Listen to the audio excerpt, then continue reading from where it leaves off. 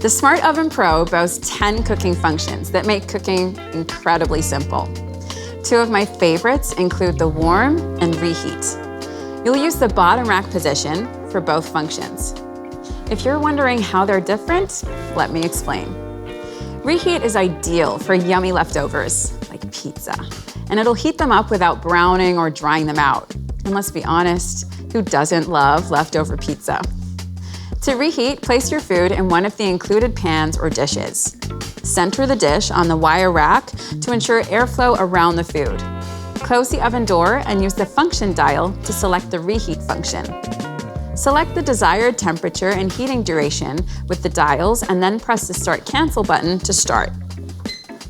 The reheat temperature time can be adjusted and the convection and frozen settings altered before or during the reheating cycle. The Frozen button extends the cooking duration slightly to ensure your food is reheated thoroughly without burning the outside. Now let me talk you through the Warm function.